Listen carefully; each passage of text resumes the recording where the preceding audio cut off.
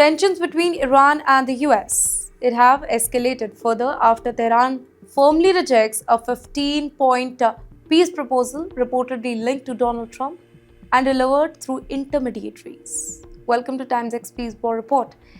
And you know what?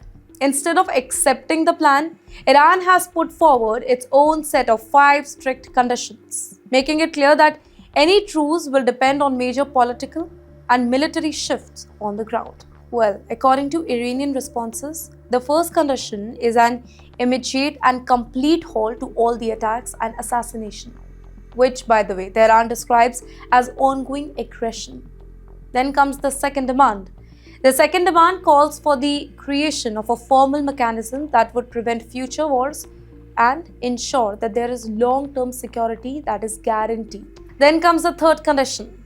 Well, the third one involves compensation and reparation for damages that are caused during the conflict, signaling that Irans now want accountability before any peace agreement can move forward.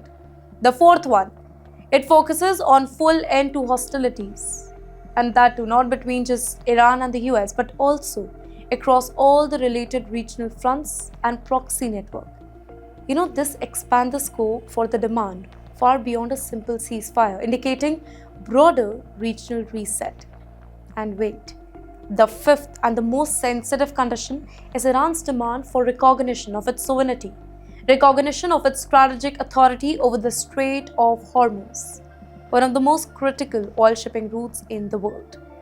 Here, Iranian position, it comes after Washington reportedly submitted Trump's 15-point proposal, and that too through intermediaries from Pakistan. In the meantime, the US plan reportedly called for 30-day ceasefire, dismantling of all the Iran-linked nuclear facilities, restriction of missile development, and ending support for regional allied group, after reopening the key maritime routes, including the Strait of Hormuz. However, of course, Iran being Iran, they have rejected these terms outright, calling them unacceptable and one-sided. Instead, Tehran's response, it has hardened its stance, with demands that directly challenges the US military right now and their strategic objective in that particular region. Ladies and gentlemen, the whole situation, it now reflects a deep deadlock where both sides are now presenting conditions, and that too far apart, leaving very little immediate room for any sort of compromise.